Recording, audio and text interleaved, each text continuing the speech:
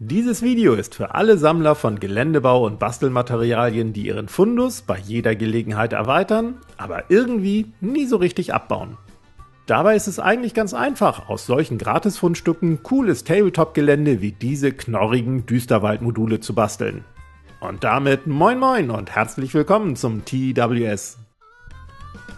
Ich geb's ganz offen zu. Mittlerweile vergeht kaum ein Spaziergang oder Urlaub, wo ich nicht am Boden nach abgebrochenen Ästen, toten Wurzeln oder sonstigen Naturfundstücken Ausschau halte. Auch regelmäßige Ausflüge in Euroshops zum Teddy oder Action müssen sein, denn je nach Saison gibt's dort immer günstiges Dekozeug, das man ja irgendwann irgendwie verbasteln könnte. Und so füllt sich mein Materiallager daheim immer mehr und ich wette, manchen von euch geht das genauso.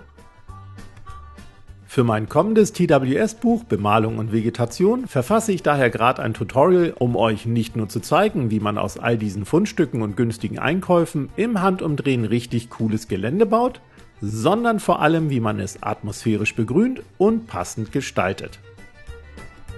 Da ich dafür aber jede Menge Geländestücke benötige, dachte ich mir, dass ich ein paar quasi gemeinsam mit euch bastel und euch dabei ein paar Tipps gebe. Also, los geht's! Als erstes braucht ihr natürlich Bases, auf die eure Fundstücke angeordnet und aufgeklebt werden.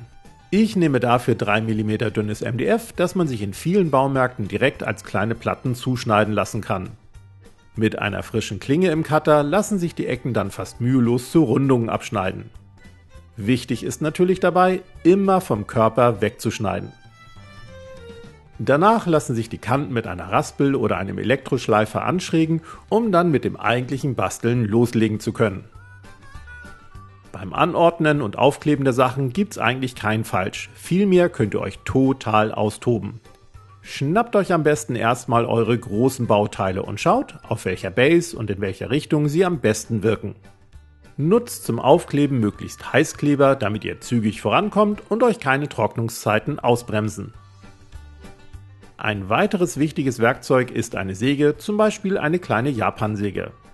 Damit lassen sich nicht nur die Stand- bzw. Klebeflächen eurer Bauteile begradigen, vielmehr könnt ihr große und langweilig wirkende Bauteile ganz nach Geschmack zersägen, um interessante Winkel und spannende Formen zu erhalten.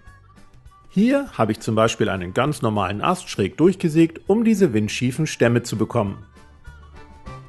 Mein wichtigster Tipp für euch aber ist, alle Materialien immer wieder neu zu kombinieren. Egal wie verrückt eine Idee am Anfang auch sein mag, urplötzlich kann Großartiges entstehen. Hier habe ich einige Flechten aus dem Dekoladen an eine abgesägte Weinrebe geklebt. Schon war ein knorriger Pilzbaum fertig. Verbaut eure Sachen ansonsten am besten nach Größen, sprich zunächst die großen Teile auf alle Bases kleben und dann erst überall die kleinen ergänzen. Und wenn ihr so wie ich hier auch mal eine Plattform bastelt, baut woanders mindestens noch 1 bis 2 weitere. So wirkt später kein Geländestück wie ein Fremdkörper, da sich alle Bauteile und Elemente irgendwo harmonisch wiederholen. Und noch ein letzter Tipp. Setzt zumindest testweise immer noch mal irgendwo einen Ast, ein Rindenstück oder einen Tannenzapfen hin. Vor allem wenn ihr so wie ich verwilderte bzw. wuchernde Waldstücke bastelt. Mehr ist in vielen Fällen ausnahmsweise wirklich mehr. Schaut euch zudem immer die Formen und Oberflächen eurer Bauteile an. Auf diesem Rindenstück habe ich beispielsweise ein Auge entdeckt und beim Aufkleben entsprechend hervorgehoben. Was für ein geniales Centerpiece, oder? Als nächstes folgt die Bodengestaltung und danach die Bemalung, bevor alles mit Flock und Streu begrünt wird. Die Anleitung dazu gibt's wie gesagt in meinem kommenden TWS-Buch Bemalung und Vegetation. Vielleicht baue ich für die fertigen Geländestücke auch noch eine Waldbodenplatte. Wenn euch dazu ein Videotutorial interessiert, schreibt's gerne in die Kommentare. Ansonsten hoffe ich, dass ich euch mit diesem Video zum Abbau eurer eigenen Materialberge inspirieren konnte. Viel Spaß beim Basteln und wir sehen uns dann nächsten Freitag. Bis dann!